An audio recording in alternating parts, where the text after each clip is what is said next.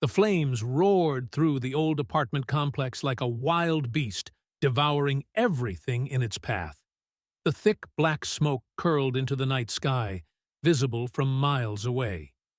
Inside, trapped on the fifth floor, a terrified 6-year-old boy named Tommy clung to a small stuffed bear, his tear-streaked face illuminated by the flickering orange glow around him. He could hear the frantic voices of the neighbors below, people screaming, sirens blaring, but no way out. His mother had run downstairs to get help, and now he was alone, the fire creeping closer. Firefighter Jake Mitchell, a seasoned first responder in his early 40s, pulled his mask tighter as he scanned the building. His team had already evacuated most of the residents, but one child was still inside. "We've got a boy stuck on the 5th floor," someone shouted over the radio. Without hesitation, Jake bolted toward the burning building, axe in hand. His pulse pounded in his ears as he smashed through doors, searching for the child. The heat was unbearable, the smoke thick and suffocating. Finally, he heard it, a faint cry from a corner room. "Tommy, I'm here! I'm gonna get you out, buddy!" Jake called, his voice strong and steady despite the chaos. Through the dense smoke, he spotted the small, trembling figure curled up under a desk. Tommy's wide, fear-filled eyes locked onto him, frozen in place. Jake didn't hesitate. He lunged forward, wrapping Tommy in his protective gear, shielding him from the searing flames. The fire was closing in fast, but Jake knew one thing for certain. He would not let this child die tonight. Kicking open a window, he radioed for support. "I've got the kid! I need a ladder on the east side. Now!" Moments later, the beam of a spotlight cut through the thick smoke outside as the fire truck's ladder extended toward them. Holding Tommy close, Jake climbed onto the ledge, stepping carefully onto the metal rungs. The crowd below erupted in cheers as they descended. Tommy's mother collapsed in relief, tears streaming down her face as she reached for her son. Jake gently set Tommy down, his soot-covered face breaking into a tired but relieved smile. "You're safe now, kid." Tommy didn't say a word. He just wrapped his tiny arms around Jake's neck, hugging him with everything he had. Jake patted his back reassuringly. "You're going to be okay, buddy." That night, Tommy went home with his mother, but he never forgot the man who had risked everything to save his life. And neither did fate.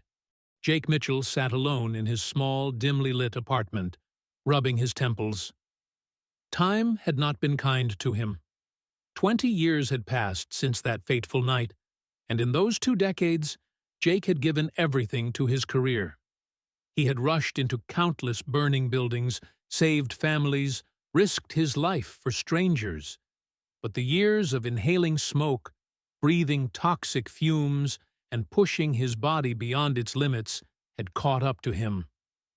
A chronic cough had turned into something much worse. Doctors told him it was severe lung disease, a direct result of his years of firefighting. Now, at 62, Jake found himself alone, barely able to afford his medications. His once powerful body felt frail, his savings drained by endless hospital bills. One evening, after yet another violent coughing spell, he collapsed. A neighbor found him and rushed him to the hospital. The bright lights of the ER flickered above as Jake struggled to open his eyes. A familiar scent of antiseptic filled the air. He could hear muffled voices, machines beeping rhythmically beside him. Then a voice spoke, calm, reassuring. "Mr. Mitchell, you're going to be okay."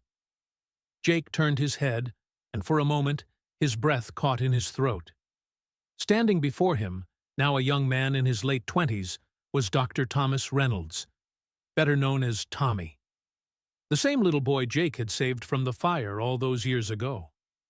Tommy's once round, tear-streaked face was now strong and determined, his piercing blue eyes filled with the same gratitude he had felt as a child.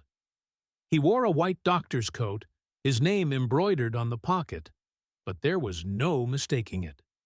This was the same kid Jake had carried out of that burning building.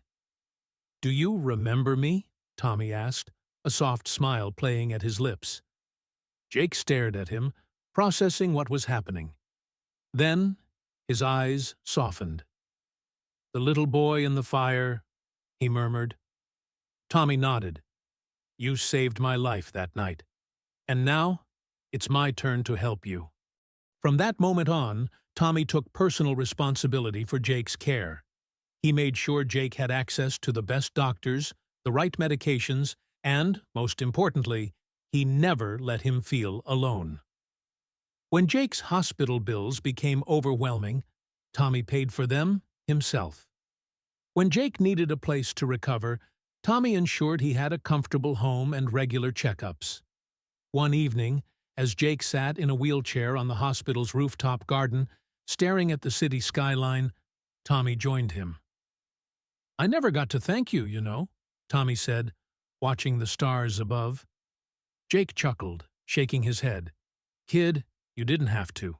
Saving you, that was enough." Tommy exhaled deeply. "You gave me a life I wouldn't have had otherwise.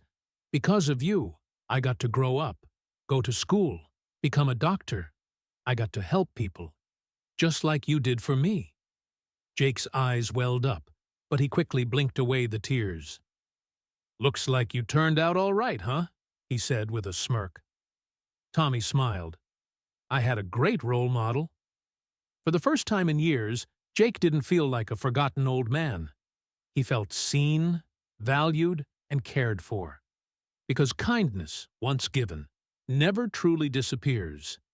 Sometimes, it just takes years to find its way back.